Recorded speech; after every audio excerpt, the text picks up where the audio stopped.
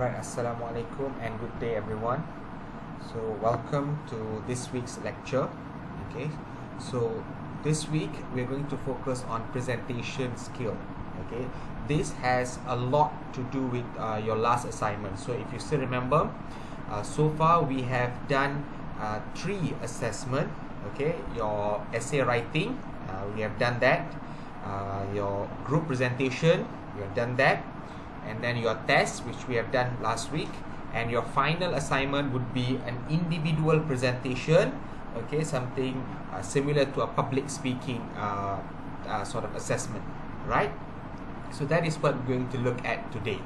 Okay, so everything that I share with you today, take it into consideration, and remember that next week I will give you the assessment. Okay, I'll give you the assignment outline, what we have to do, whereby you'll have to record a public presentation, a public speaking presentation of yourself. Okay, so today we'll just go through some of the skill and some of the ways for you to prepare. Right? So first of all, okay, what you need to understand when you are doing a presentation, okay, especially public speaking, okay, you are actually speaking to an audience. Remember that. Always remember that you are speaking to an audience. It is not an individual speech for yourself. So when you speak, you must take into consideration the audience. So you need to remember that people are listening. So what can you do to make sure that people are interested to listen to you? What can you do to make sure that people will follow everything that you say? Okay, so that is why some people like to think speaking as a art. Okay, it requires a bit of finesse. It requires a bit of technique. It's not as simple as just talking. Okay, talking is different. You can talk about anything, but when you give a speech, then that's an art form. There is something behind it. Okay, that's what we want to learn today. So when it comes to public speaking or presentation, it's something that is planned. You must plan. It's not something that you can do offhand. It's not something that you can do spontaneously.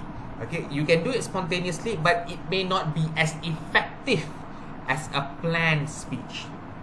Okay, so in a planned speech, there are 3 things that you have to consider: that the purpose of you giving that speech, the audience, of course, and what is the occasion. Okay, so you have to consider also what is the purpose. Okay, look at purpose. First one. The purpose would be, for example, if you are called to give a speech, okay, the purpose is it is Independence Day.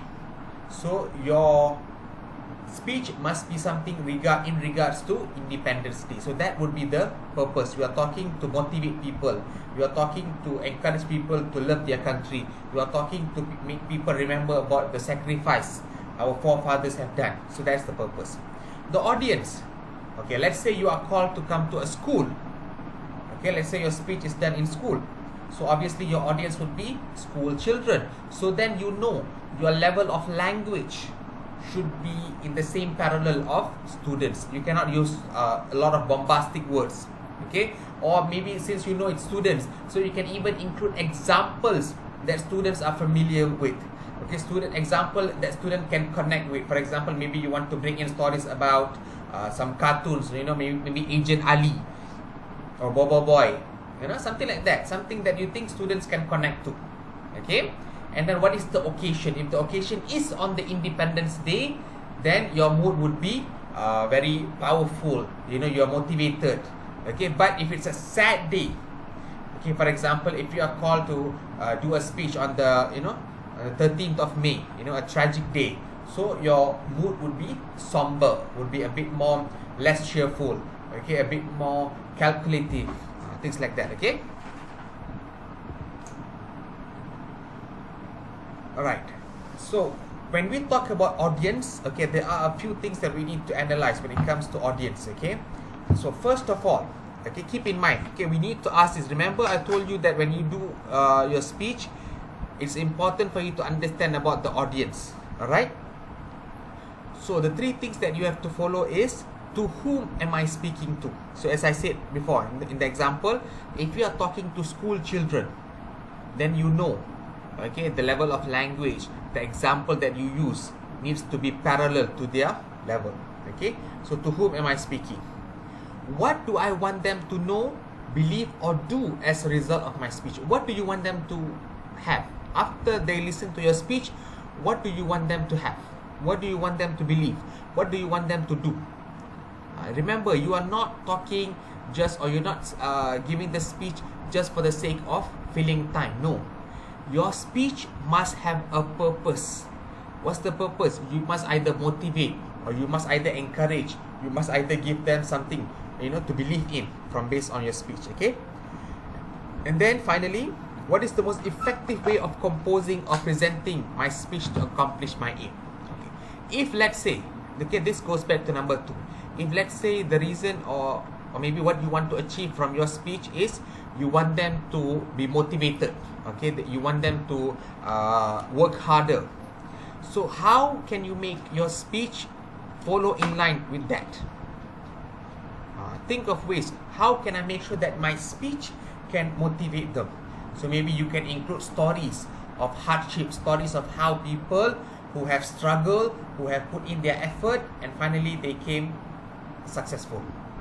Okay, or stories of how people studied hard, worked hard, and then they became successful. So when you incorporate these sort of examples of stories, it will hit harder. The audience will understand it even better.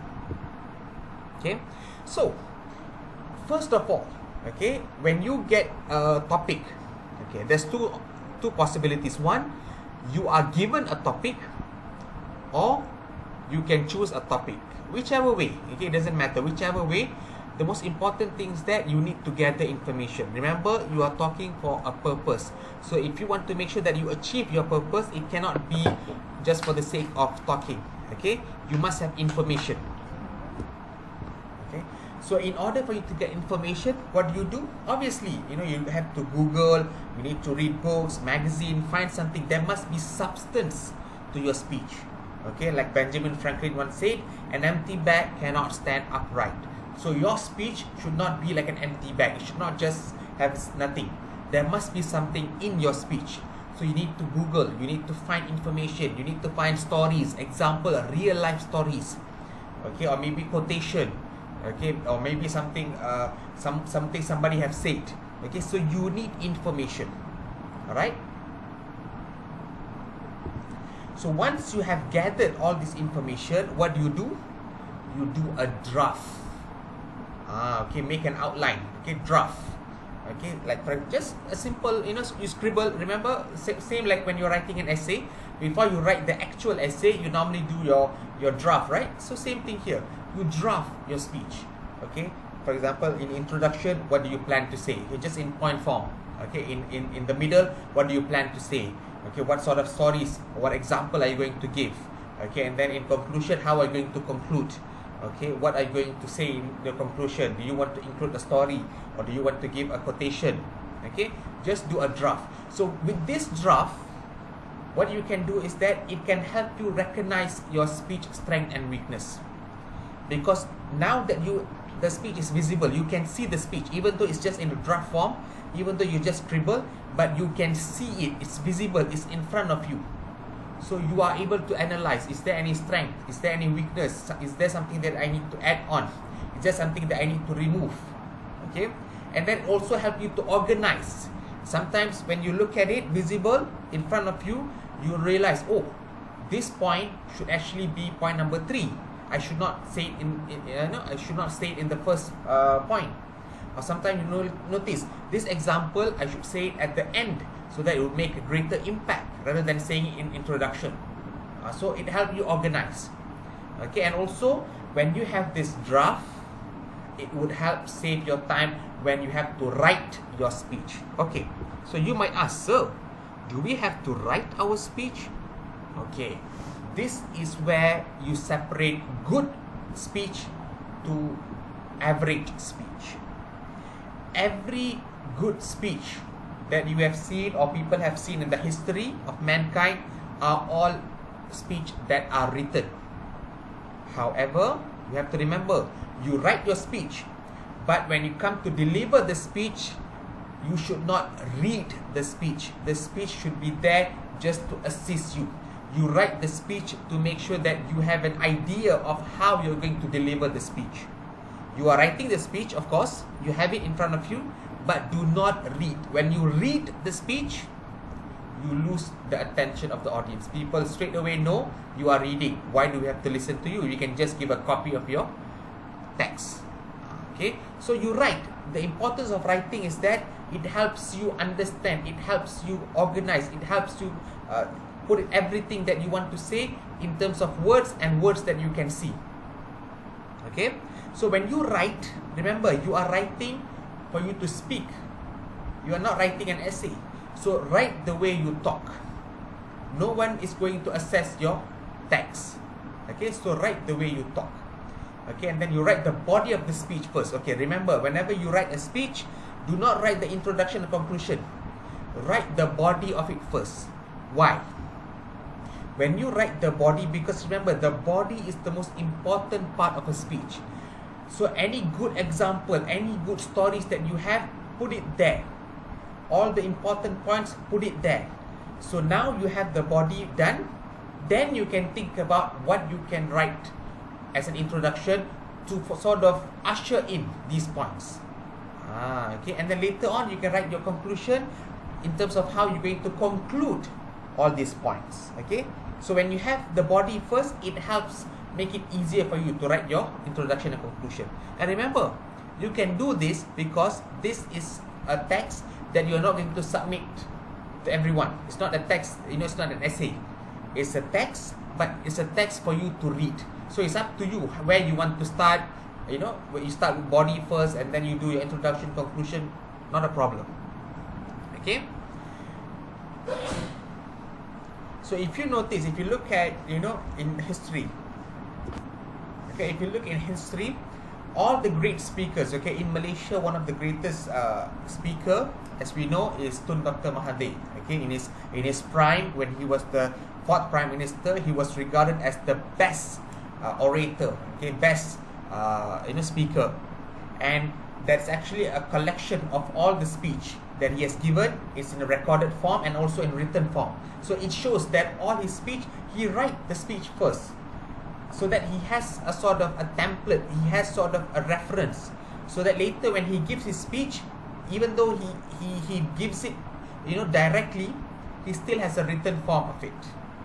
Okay. Alright, so let's come to introduction. Okay, in introduction, it's very important for you to gain the audience attention. If you don't gain the attention, what will happen? Audience will start to sleep. They will start to disregard you. They will start to stop listening to you. So you must think of something. You see, I have listed out things that you can do. Okay, you either tell a joke. Okay, you can even Google, because you're going to give a speech. So you try to Google, find a joke that you think might fit to your topic. Okay, pound the speaker stand. Okay, you want to be forceful, so you pound the table or the stand to make sure that people listen to you. Okay, this is quite aggressive, but it's up to you. Okay, make a noise, ask question, tell story, use quotation, use a personal reference, create suspense, give a compliment. So you can do any of this. Okay, and then finally, for conclusion, okay, you want to conclude and you want to make sure that at the end of it, people are impressed by your speech. Okay, so you must understand that the conclusion is actually your final effort.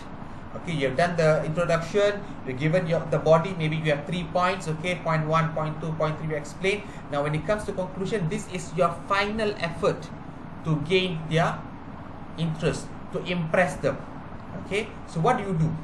Again, you also have to think of something similar to introduction just now. But of course, if you already told a joke in the introduction, so maybe you want to change. You don't want it to be a repetitive. So maybe you want to change. So maybe at conclusion, you want to share a story. Okay, so that people are emotionally attached to the speech. Okay, so there are a few things that you actually need to practice. Okay, when you have once you have written your speech, you practice reading. First, of course, you read. But remember, as I keep saying, when it comes to the real public speaking, when you have to present, do not read. It must be something that is natural. So you have to practice your smile, your gestures, your head and eyes. Your eyes must be looking directly at the audience, not at the script, not at the text. Okay, and you must look sincere. So every word, for example, if you are talking something about that is sad, so when you're talking something that is sad, your voice needs to drop so that it looks sincere. Okay, if you're talking something that's cheerful, then suddenly your voice would go up. You will have that strength, that power, that force in your voice. So you need to be sincere. Okay, and that is why it's important for you to write and for you to speak the speech. Okay, and these are some other points that you may want to consider. Okay, you keep the voice modulated. Okay, and then you strive for correct pronunciation. If there are words that you notice that are quite difficult, then you practice the word. Okay, and make sure that you increase your vocabulary. Of course, you have to remember audience. If you're talking to adults, then of course you can have a variety of vocabulary. You can use bombastic words. But if you're talking to children, then your level of language needs to be parallel to them. Okay, so that's all for today. Okay, I will share the slide with you. Have a look. Try to understand basic concept of public speaking. All right.